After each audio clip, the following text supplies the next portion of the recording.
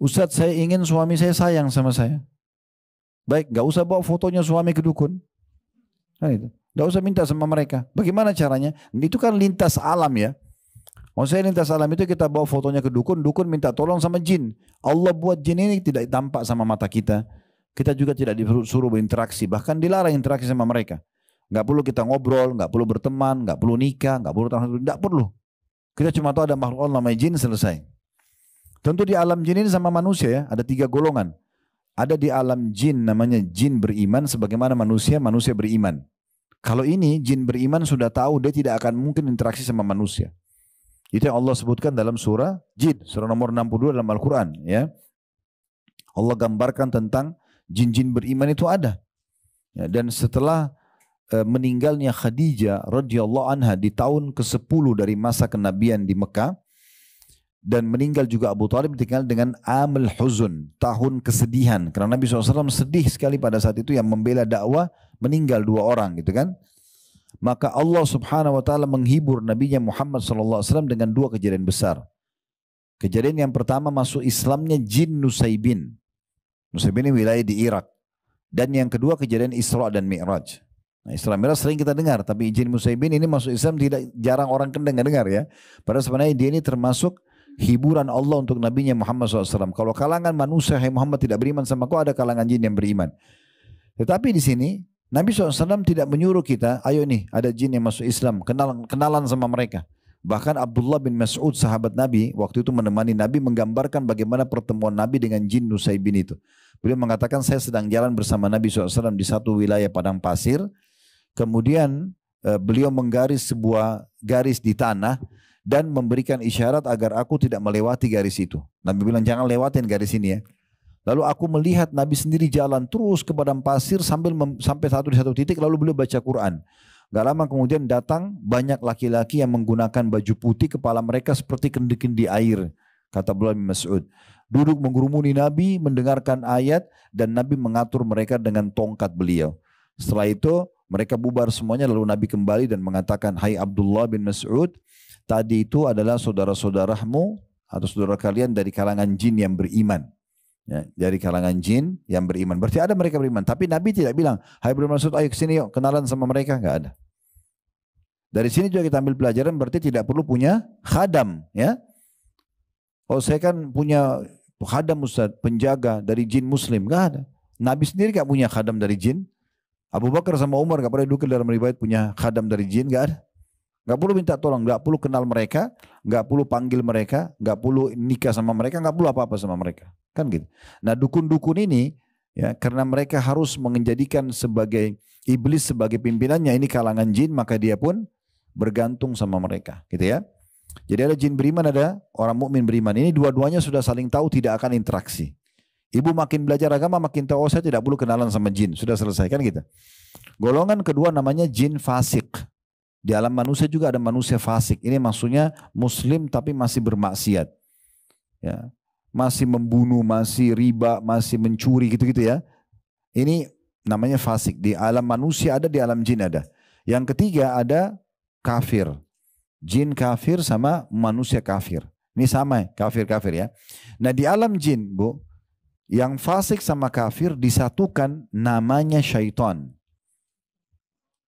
Semua syaitan pasti jin, tidak semua jin itu syaitan. Faham gak ini? Ngangung-nganggungnya nggak tahu faham atau enggak. Allahu alam. Saya ulangi, semua syaitan pasti jin, tapi tidak semua jin syaitan, karena ada kalangan jin yang beriman. Ya. Di alam jin ini ada dakwah, ada jihad, ada seperti kita di manusia, tapi kita nggak perlu tahu itu, karena memang mereka juga diciptakan untuk beribadah kepada Allah Subhanahu Wa Taala. Nah, golongan syaitan inilah yang suka menyesatkan manusia, di antaranya kerjasamanya kalangan dukun, peramal, penyamun, penyihir ini dengan syaitannya jin. Bukan semua jin. Kalau jin beriman tidak akan. Ya kan itu. Nah itu yang dimaksudkan. Jadi kalau kita mau, misal tadi saya kasih contoh, bagaimana supaya suami saya mau suami saya sayang dan cinta sama saya Ustaz. Atau seorang laki-laki mengatakan saya mau istri saya ya supaya suka sama saya misalnya. Maka caranya manusiawi aja. Tatapan mata yang syahdu, lisan yang santun, tangan yang ramah. Kan gitu. penuh hidupnya dengan royalitas dan loyalitasnya, ya, dia siap berkorban untuk pasangannya, selesai, akan cinta dia, kan gitu. Tapi kalau dia kasar, dia jahat, dia selingkuh atau apa, itu kan akan membuat orang tidak suka, kan gitu. Nah itu alam manusia. Jadi nggak perlu kita, atau misalnya pun ada foto antara kita sama suami sama istri, kirim foto kita pribadi misalnya, itu cukup. Untuk apa dibawa ke dukun ini? Kan itu. Sehingga syaitan masuk ke rumah kita untuk menengahi di antara kita, sama sekali nggak diperlukan. Sama sekali nggak diperlukan. Nah itu sebagai contoh saja. Cukup banyak cabang-cabang atau masalah-masalah yang dikerjakan oleh para orang-orang perusak ini. Ya, dulu di Indonesia nama mereka dukun. Penampilannya rambutnya gondrong, gelap mukanya, pakai tongkat, kepalanya tengkorak, menakutkan gitu kan. Kalau sekarang sudah banyak ganteng-ganteng sama cantik-cantik itu dukunnya. Ya, sudah tidak ke situ lagi alamnya mereka. Dulu dukun-dukun ini di beberapa perkampungan kita, saya pernah baca sendiri beritanya itu, sampai karena mereka ada melakukan pelecehan seksual, mereka ada menipu masyarakat, akhirnya kebongkar kedoknya, sampai ada yang dibakar. Pernah dengar gak? Ada yang dibunuh, ada yang dibakar itu ya. Nah mereka ganti nama, dan ganti nama gak nanggung-nanggung ini, ganti namanya kepada orang pintar. Nah, paranormal, di atas orang normal. Ini luar biasa. Makanya jangan pakai istilah itu istilah mereka itu salah. Saya kemarin Ustadz ke orang pintar. Siapa? Orang pintar itu profesor, alim ulama itu orang. Dukun jangan dibilang orang pintar. Ini salah, ini orang bodoh. Karena bodohnya mereka minta sama jin. Di Saudi Bu, ada satu kelompok dibentuk oleh pemerintah Saudi, ada kementeriannya ya. Kelompok Hizbah. Hizbah ini menegakkan yang ma'ruf, melarang dari mungkar. Mereka ada kementeriannya sendiri. Ya, mereka biasa naik mobil kalau lagi waktu sholat itu keliling-keliling. Kemudian kalau ada waktu sholat diingat, ayo sholat. Nah gitu ya. Saya nggak tahu kalau terakhir-terakhir ini mungkin ada perubahan di Saudi. Tapi waktu saya masih mahasiswa di sana itu ketat sekali gitu. Ya, semua toko harus tutup. Kalau waktu sholat, waktu itu ya. Harus tutup semuanya. Sampai orang tinggalkan. Tidak ada orang berani mencuri. Ambil barang, ketangkap, potong tangan. Kan gitu. Jadi memang peraturan-peraturan itu berjalan. Nah, salah satu tugas mereka di kementerian ini menegakkan amar ma'ruf dan nahi mungkar ini, menangkap para dukun dan peramal penyihir gitu. Saya pernah nonton cuplikan pimpinannya kelompok ini yang pemerintah Saudi bentuk itu menangkap dukun-dukun. Ada satu dukun, dia anggap dirinya dukun paling hebat dan ada di Saudi. Ya. Kalau tidak salah orang dari Mesir dukun itu. Terus ditanya sama dia. Dia tanya sama syekhnya itu, waktu dia lagi ditangkap, bagaimana kok bisa tangkap saya? Padahal saya sudah menyebarkan sekian banyak jin, syaitan di sini, ya, di tempat saya. Masalah disebutkan ribuan. Dia bilang kamu lupa, bahkan kamu tidak tahu dan tidak sadar kalau Nabi SAW sudah bersabda, siapa yang membaca pada saat keluar dari rumah, Bismillah, tawakkaltu ala Allah, la hawla wa la quwata illa billah. Dengan menyebut nama Allah, aku berserah diri kepada Allah, tidak ada daya dan kekuatan kecuali dari sisi Allah, maka malaikat akan berkata, engkau telah terlindungi dan tercukupi. Dan semua syaitan yang bertemu sama temannya melihat orang ini yang membaca doa ini akan berkata, bagaimana bisa kita ganggu dan sesatkan orang ini sementara dia sudah tercukupi dan terlindungi. Saya yakin saya baca doa itu, tidak akan pernah ada jinmu yang berhasil, syaitan mau untuk menutupi aku bisa menangkapmu. Nah itu dihukum mati di Saudi. Kalau ketangkap ini dihukum mati. Mungkin kalau tidak salah sebagian sudah ada paket teks Indonesia kalau ibu ketik di YouTube itu tentang apa dukun-dukun yang ditangkap di Arab Saudi. Misalnya itu akan keluar tuh cuplikan-cuplikannya ya. Ada salah satu yang unik itu ya. Jadi dianggap itu waktu ditemukan tempat prakteknya ada burung merpati yang banyak sekali itu yang diikat kakinya, yang diikat sayapnya, ada nama-nama orang pakai kertas. Macam-macam lah ya. Ada jarum, ada ini, ada itu, ada boneka, wah perangkat-perangkat yang syaitan semua ini. Itu waktu ditangkap, itu semua dibebaskan. Itu kalau dicabutkan, itu namanya buhul ya, uqat dalam surah Al-Falaq ya. Wa min syarrin naffatsati fil uqad, dan selamatkan kami dari tiupan nenek-nenek sihir di uqad. Uqad itu yang mereka ikat-ikat. Jadi kalau dia mau sihir orang, biasanya foto itu, dia pasti ikatin sama benang lalu diikat. Itu namanya uqad. Nah ini ikatannya ini dibuka. Kalau ketemu buhulnya dibuka. Sambil baca surah Al-Falaq atau An-Nas ditiup lalu dibuka. Nah gitu ya. Nanti dia akan terlepas sihirnya itu. Nah seperti itulah. Yang jelas waktu itu ditemukan di tempat praktiknya segala macam masalah ini, gitu ya. Itu dilepas. Tapi bukan itu jadi bahasan kita. Karena ini orang akan dihukum mati, sudah ketangkap dia, kepergok. Maka syekhnya bilang, coba tunjukkan kepadaku bagaimana caranya kau panggil syaitanmu. Dia bilang, saya dipraktekkan sama dia, karena disuruh. Dia pakai baju merah, semua serba merah dari kepala sampai kaki. Ya, insya Allah di YouTube masih ada cuplikannya itu. Kemudian dia pakai pecut kuda.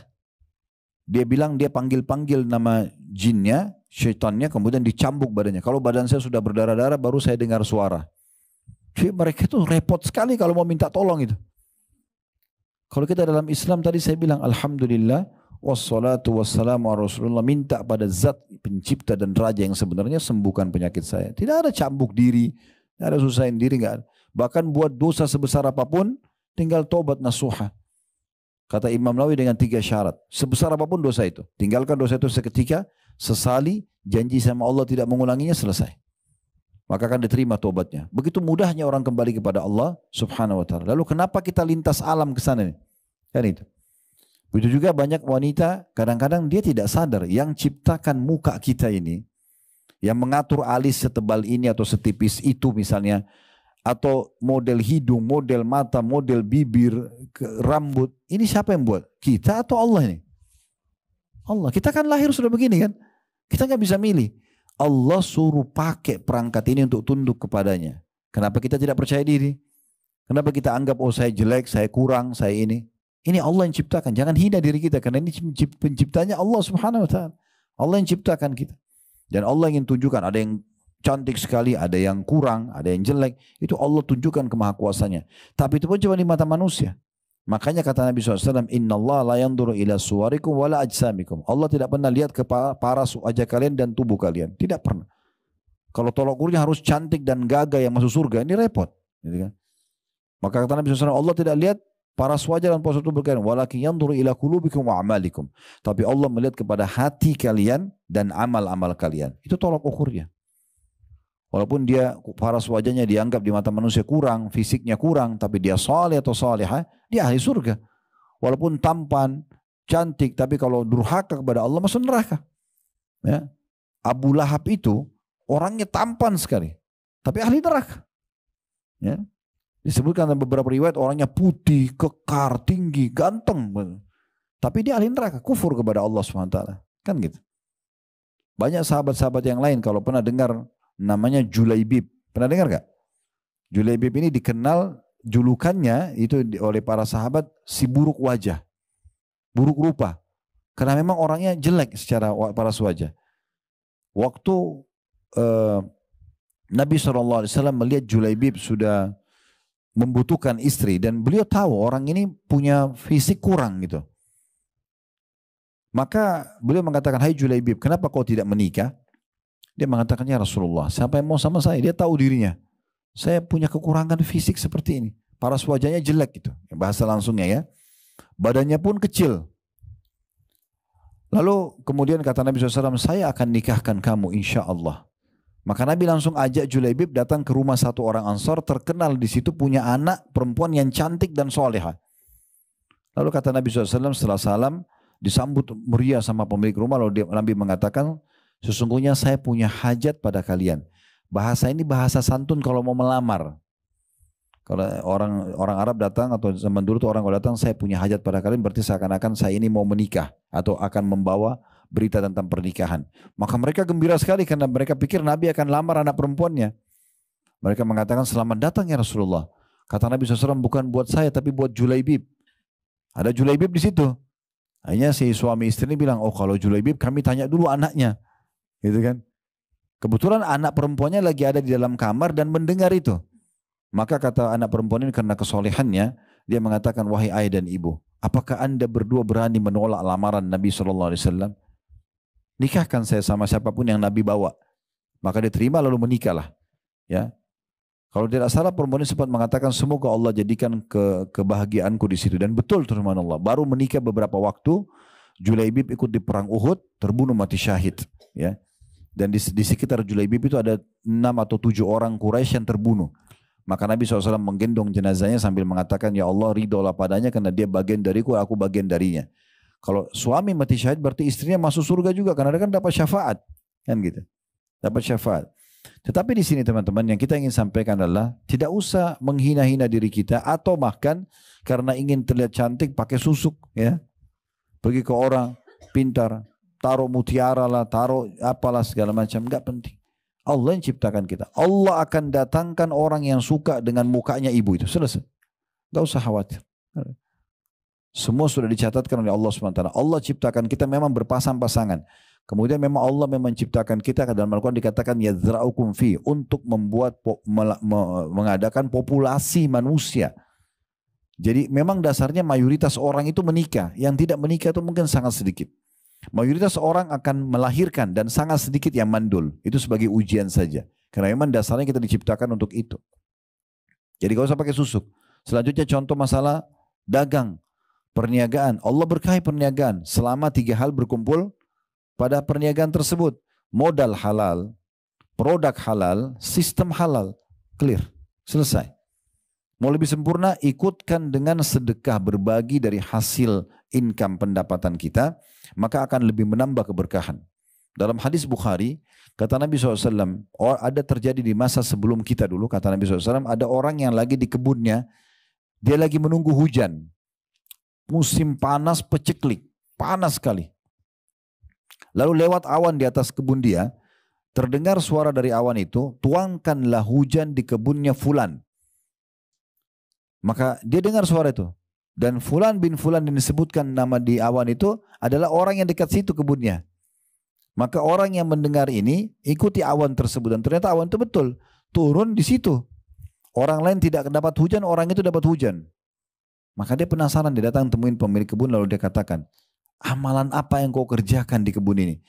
Maksudnya seakan-akan dia mau mengatakan kami semua tunggu hujan tidak dapat, kamu sendiri dapat hujan dan awan datang khusus di kebunmu nih. Lalu dia mengatakan apa? Kata Nabi SAW, orang pemilik kebun mengatakan, saya membagi pendapatan kebun saya ini menjadi 3. Hasilnya ya, keuntungannya, labahnya. Jadi bukan modalnya. Saya membagi menjadi 3. Yang pertama, saya sedekahkan sepertiganya. Yang kedua, sepertiganya saya gunakan untuk kebutuhan keluarga saya. Yang ketiga, sepertiganya lagi saya kembalikan untuk tambahan modal. Jadi ada yang dia sedekahkan, dia keluarkan ya dari hasilnya. Maka itu akan menambahkan keberkahan gitu ya. Berarti kita tinggal minta sama Allah, kita tinggal berusaha di alam manusia. Tidak usah pergi ke dukun, ya, peramal, penyamun, penyihir ini. Begitu juga pada saat sakit, Allah berikan kita ilmu. Ada namanya pengobatan nabawi, tibun nabawi, ada juga pengobatan medis kan gitu. Pengobatan nabawi seperti misalnya Nabi SAW mengatakan kesembuhan dipastikan ada pada madu. Disebutkan. Kemudian bekam. Dalam riwayat lain kai. Kai itu menggunakan besi panas yang dikaitin di tubuh. Biasanya orang kalau stroke ya. Tapi Nabi SAW mengatakan jadikan kai sebagai pengobatan terakhir kalian. Cuma madu jadikan penyebutan nomor 1. Ada pernah sahabat kakaknya sakit perut. Lalu datang kepada Nabi SAW mengatakan, ya Rasulullah kakak saya sakit perutnya. Kata Nabi SAW, kasih madu. Minumin madu. Orang ini pulang, berikan madu tapi dia buru-buru. Habis minum madu, kok tidak sembuh. Langsung kembali ke Nabi, ya Rasulullah belum sembuh. Apa kata Nabi SAW? Allah pasti benar dan perut kakakmu yang bohong. Sabar, konsumsi aja dulu. Gak mungkin salah penyampaian, gitu kan? Tentu kita tidak bicara ini kalau kualitas madunya gak bagus ya. Karena pernah saya, kebetulan kakak ipar saya di Surabaya punya supermarket begitu dan dia jual madu dan banyak produk yang lain. Tapi dia pernah bahasakan, dia pernah mendatangi salah satu penjual madu yang dijual murah-murah harganya. Ternyata di peternakan lebahnya itu memang dia bukan membiarkan lebah itu alami mencari sari bunga ya. Tapi dia taruh karung yang di atasnya ditaruh gula pasir lalu disiramin air. Jadi aroma gulanya keluar, lebahnya datang ke situ. Nah itu yang membuat akhirnya madunya ini berpengaruh pada orang diabetes dan segala macam. Nah, carilah madu yang berkualitas gitu kan. Tentu harga juga berbicara kan gitu. Jadi kita cari yang benar, yang bagus. Maka itu pasti akan benar. Begitu juga dengan jintan hitam atau habbatus sauda. Ya. Walaupun sekarang di Timur Tengah yang dikenal habbatus sauda, semua negara biasanya ada. Di Indonesia pun ada jintan hitam ya. Tapi yang dikenal kalau Timur Tengah itu yang dari Ethiopia, hitam pekat. Itu dikonsumsi beberapa butir. Nabi SAW sudah bilang, habbatus sauda, Dawa'un likulli da'in lasam. Biji hitam atau jintan itu adalah obat untuk semua penyakit kecuali kematian. Dan Ibu bilang, masa sih? Nggak boleh. Nabi sudah bilang, harus kita yakini itu benar. Ya, dan habbatus sauda, kalau saya, ini saran saya saja. Saya bukan menyinggung tentang masalah teman-teman penjual herbal, bukan ya. Tidak sama sekali. Tapi kalau konsumsi habbatus sauda, jangan banyak-banyak. Ya. Karena kadang-kadang kalau yang di kapsul itu kan kita tidak tahu kadar berapa butir di dalam ya. Saya pernah kedatangan di toko kami, ada satu herbalis, itu sudah tua umur beliau, mungkin 80 tahun. Udah putih semua rambutnya, udah tua. Beliau masuk, beliau mengatakan, Ustaz jual habbatus sauda. Saya bilang, iya. Ustaz bagaimana konsumsinya? Saya bilang, saya konsumsi biasa, saya konsumsi 1 sendok makan gitu kan. Tergantung. Dan memang biasanya menyebabkan kalau terlalu banyak asam lambung. Yang biasa sendawa terus ada apa kayak aroma habbatus sauda ya. Pernah rasain nggak? Nah itu ternyata karena porsinya terlalu banyak. Jadi dia bilang, Ustadz kalau konsumsi jangan lebih dari 7 butir. Dihitung butir kan dia kecil-kecil tuh. Jadi kalau ambil konsumsi madu 1 sendok taruh 7 butir aja. Atau di susu, atau di kopi, atau di teh, atau ibu-ibu buat sayuran, nasi, buat masak nasi. Itu bagus kalau pakai habbatus sauda. Karena memang Nabi bilang obat untuk semua penyakit kan gitu. Ada air zam-zam kan gitu. Minum zam-zam, kata Nabi SAW, zam-zam liman syuribala, zam-zam sesuai dengan niat orang meminumnya. Dalam hadis lain kata Nabi SAW, zam-zam itu makanan, minuman dan sekaligus makanan mengenyangkan. Bisa menyembuhkan, ya bisa doa mustajab, kan gitu. Kemudian juga kita bisa mengkonsumsi apapun yang sifatnya memang dia herbal, yang memang alami pengobatan. Kayak misalnya di Indonesia ada satu pengobatan tradisional, konsumsi daun apa gitu kan. Kayak misalnya kalau salah kita biasa konsumsi juga daun pepaya ya, untuk apa gitu ya, kalau tidak salah kalau kena astagfirullah, demam berdarah ya, di beberapa wilayah kita tuh minum itu oke saja karena kan halal dasarnya ya. Itu pengobatan yang herbal ya, ataupun yang pengobatan nabawi. Kemudian juga ada pengobatan medis. Nah, ini semua dibolehkan, silakan. Jadi nggak perlu pergi ke dukun-dukun ini untuk berobat gitu ya, untuk melariskan dagangan, untuk memudahkan jodoh, untuk memberikan keturunan. Semua ini hukumnya haram, ya, tidak dibolehkan. Jadi ikhtiar secara manusiawi dan terutama untuk berdoa sama Allah, lalu ikhtiar secara di alam kita manusia. Nah di sini ditulis oleh penulis, saya mulai bacakan sekarang apa yang ditulis oleh penulis ini. Pergi poin pertama yang melanggar kesalahan dalam berdoa yang harusnya kepada Allah, lalu dia minta memohon kepada dukun, tukang sihir, dukun dan tukang ramal. Dikatakan untuk menyembuhkan suatu penyakit atau serangan ain. Pernah dengar ain ya? Mata panas ya. Itu orang kalau biasa hatinya iri, itu berpengaruh pada matanya. Kalau dia lihat sesuatu, dia lihat misalnya ibu punya kelebihan paras wajah, atau ibu punya anak yang lucu, ibu punya rumah yang bagus, kendaraan yang bagus, pekerjaan bagus, rumah tangga harmonis. Itu kalau dia iri, dia mengatakan, oh anak kamu lucu sekali ya. Biasa anak itu sakit ya. Kecuali kita ikuti dengan pujian kepada Allah. Masya Allah, tabarakallah ya. Orang bilang rumah kamu bagus ya. Oh Masya Allah, tabarakallah. Anak kamu lucu ya, pekerjaan kamu bagus, hidup kamu romantis ya, harmonis. Alhamdulillah, Masya Allah. Kita selalu bilang begitu ya. Supaya tidak kena ain. Dan hati-hati dengan ain ya. Terutama orang yang suka ya beraktif di medsos ini. Sedikit-sedikit status, sedikit-sedikit ya ini dan itu. Beda orang kalau berdagang. Tapi kalau semua aktivitas dia, apalagi keromantisan rumah tangganya, apalagi lucunya anaknya, ini bahaya sekali. Ain sangat dekat dengan orang seperti ini. Dan kata Nabi SAW, hati-hati dengan ain. Hadis sahih. Hati-hati dengan ain. Karena dia bisa membuat manusia masuk ke dalam kuburan dan unta masuk ke kuali. Dia menyebabkan kematian. Dan kata Nabi SAW, mayoritas umatku meninggal karena ain. Mayoritas umatku. Kebanyakan meninggal karena orang tidak tahu. Di Saudi itu, mereka karena khawatirnya dengan ain, biasa kalau di depan rumahnya sering ada kaligrafi Masya Allah, tabarakallah gitu kan. Di mobil mereka juga ada stiker Masya Allah. Supaya orang terbiasa baca itu. Nah kalau kita mungkin tidak begitu tidak masalah ya. Tetapi paling tidak kalau ada orang puji, ibu sudah tahu. Oh ibu selalu bilang Masya Allah, tabarakallah. Bahkan untuk diri kita sendiri. Ibu lagi di depan cermin, oh Masya Allah, ciptaan Allah kita begitu. Atau lihat suami, atau lihat anak, atau dapat apalah. Makanan enak, minuman enak. Saya ada cuplikan di handphone tentang bahayanya ain. Cukup banyak sekali ya yang apa namanya? Yang terjadi. Ada orang di Saudi itu lagi dihidangkan teh sama temannya. Dia bilang, oh tanganmu hebat sekali buat teh. Tiba-tiba pecah gelasnya. Karena dia memang sudah terbiasa hatinya iri, matanya jadi panas gitu ya. Nah kadang-kadang ada orang tidak faham kalau ain itu sudah ada obatnya dalam Islam. Sebelum kena kita selalu memuji Allah, baca zikir pagi petang, baca doa kalau keluar rumah, kalau dipuji bilang Masya Allah, Tabarakallah gitu ya. Juga kalau sudah kena nanti ada caranya dengan ruqyah syariah. Ini nanti di pertemuan kedua kita akan lanjutkan tentang bahasan ruqyah syariah. Karena ini satu poin ini tidak bisa satu kali pertemuan. Bahas dukun, jin, peramal, penyamun ini nggak selesai-selesai. Ya, biar 3 hari 3 malam pasti akan terus. Karena contohnya terlalu banyak ya yang terjadi dan keburukannya terlalu besar gitu. Saya ulangi kata penulis di poin pertama, pergi ke tukang sihir, dukun atau tukang peramal yang untuk menyembuhkan suatu penyakit atau serangan ain atau melepaskan pengaruh sihir ya. Misalnya ada orang disihir lalu dia ke dukun juga supaya dilepaskan oleh sihir. Oleh sihir ini nggak boleh. Pengobatan sihir dengan sihir nggak boleh ya. Atau mencari pekerjaan. Kalau kita tambahkan mungkin dengan menebak masa depan, garis tangan, jodoh, ini semua nggak ada dalam Islam. Ya, meramal-ramal ya, termasuk nggak boleh percaya dengan ramalan bintang. Ya, ini kan tradisi kita dari kecil. Kamu bintangnya apa? Sagittarius, saya Taurus, ini Gemini, itu nggak usah. Semua itu dewa-dewanya orang-orang di Yunani dulu, masa dulu. Akhirnya di situ apa isinya?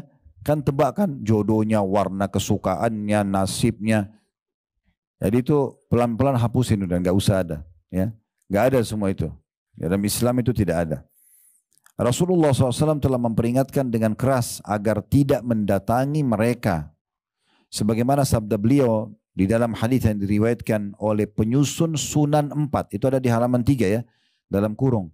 Sunan 4 maksudnya Sunan Nabi Dawud, Tirmidzi, Ibnu Majah dan An-Nasai. Ini dikenal dengan 4 pemilik sunan. Man ata'arrafan fasa'alahu an syai'in lam tuqbal lahu salatun arba'ina yauman. Barang siapa mendatangi seorang peramal lalu bertanya kepadanya tentang suatu hal, maka tidak akan diterima suatu salat pun baginya selama 40 hari. Ya, ini maksudnya 40 hari yang sudah berlalu ya. Jadi ibu sudah salat 40 hari, salat subuh, duhur, asar, maghrib, isya. Ya. Berikut salat sunnahnya semua. Hari ke-50 ibu ke dukun. Cuma bilang coba tebak tangan saya. Mungkin temannya ibu yang pergi, ibu ikut-ikutan. Saya nggak percaya kok, tapi cuma tanya. Nggak percaya cuma tanya ini sudah cukup 40 hari hilang. Ini luar biasa nih, 40 hari sholat bukan main-main. Satu sholat aja hilang kita sudah rugi, apalagi 40 hari kali 5 kali sholat sehari. Belum sholat sunnahnya. Gitu kan.